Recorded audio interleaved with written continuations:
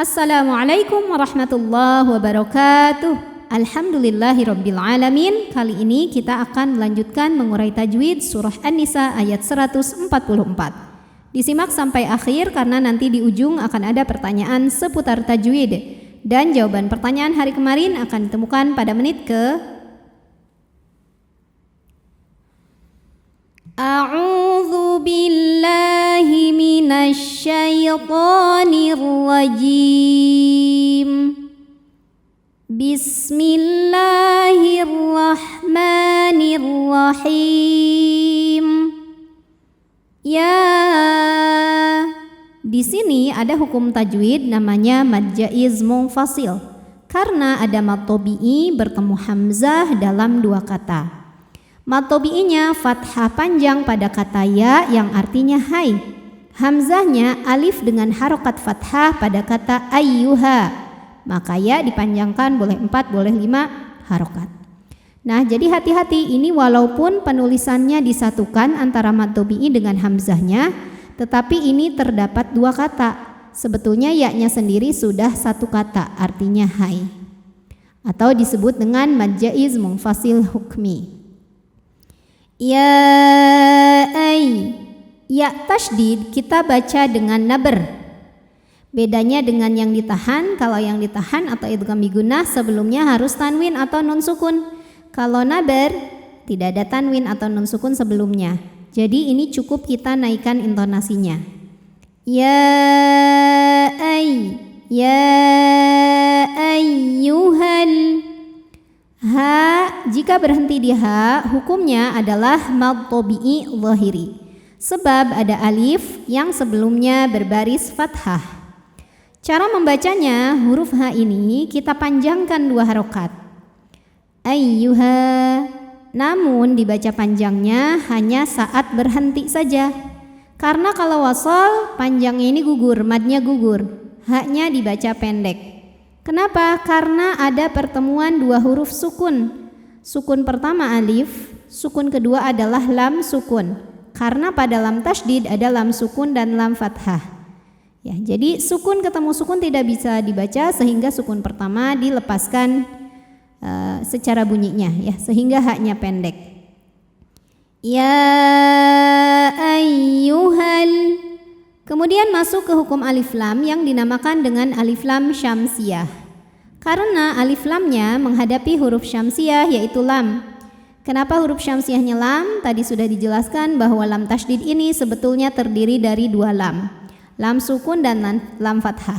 Lam yang sukun tidak dibaca sehingga kita masuk ke lam kedua dinamakan dengan idgham syamsi.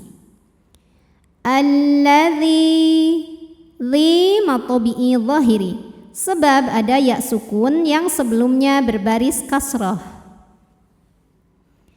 Maka cara membacanya huruf dzal ini kita panjangkan dua harokat saja.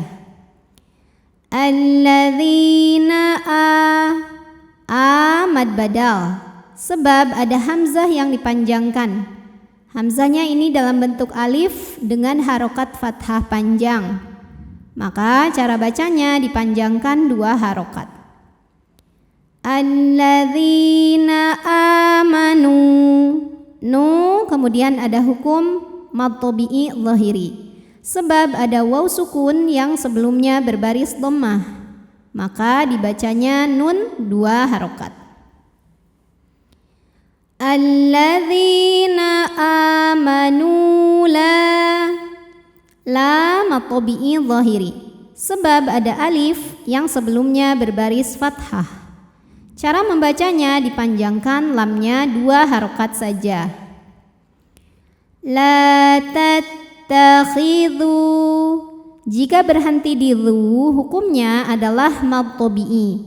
Sebab waw ini adalah waw mad, waw sukun. Waw sukun yang didahului dhammah, maka panjang dzalnya dua harokat.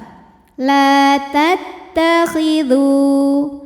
Namun dibaca panjangnya hanya jika berhenti saja. Kalau tidak berhenti atau kita mewasalkan bacaan, maka madnya gugur. Dzalnya ini dibaca pendek. Tattakhidhul, langsung ke lam. Dinamakan dengan takhalus bil hadfi.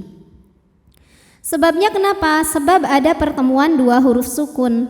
Sukun pertama huruf mad atau waw sukun. Sukun kedua adalah lam sukun.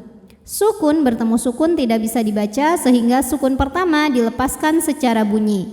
Sehingga zalnya nggak punya pemanjang, zal pendek kalau wasal. La tattakhidul. Kemudian ada hukum alif lam yang dinamakan dengan alif lam qamariyah karena alif lam menghadapi huruf qamariyah yaitu huruf kaf. Maka lam sukun ini kita bunyikan secara jelas.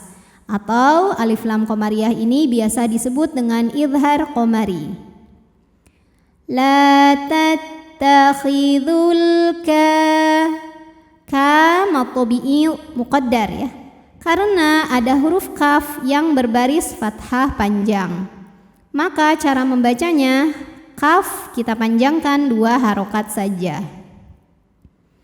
La tattakhidul kafiri. Huruf ra dibunyikan secara tarqiq sebab ra berbaris kasrah. Cara membacanya, ra ini dibaca dengan tipis, pangkal lidah datar ya, ringan. Al-kafiri, ri matobi'i zahiri. Sebab ada ya sukun didahului baris kasrah. Maka cara bacanya huruf ra ini dipanjangkan 2 harokat. La tattakhidul kafirina au. Ada huruf lin. Sebab ada waw sukun yang sebelumnya berbaris fathah. Maka cara bacanya cukup kita lembutkan atau kita lunakkan saja. Aulia. Jika berhenti dia, ini boleh disebut dengan mad wajib muttasil karena ada mad tabi'i bertemu hamzah dalam satu kata, di mana mad tabi'inya alif yang didahului fathah, hamzahnya ini ya a pada kata auliya, maka ya-nya dipanjangkan 4 atau 5 harokat. Nah, namun jika kita berhenti di sini boleh juga disebut dengan mad arid li sukun karena mad tabi'inya menghadapi huruf yang disukunkan yaitu hamzah. Maka huruf ya kita panjangkan boleh 4 boleh 6. Kenapa tidak diambil duanya? Karena mad arid li sukunnya ini kebetulan ada pada mad wajib juga ya. Mad wajib tidak boleh 2. Jadi di sini kita panjangkan bacanya, kemudian di ujung pakai nabar agar terbawa hamzahnya. Aulia. Ya. A'udzu billahi minasy syaithanir rajim. Bismillahirrahmanirrahim. Ya ayyuhalladzina amanu la tattakhidul kafirina awliya.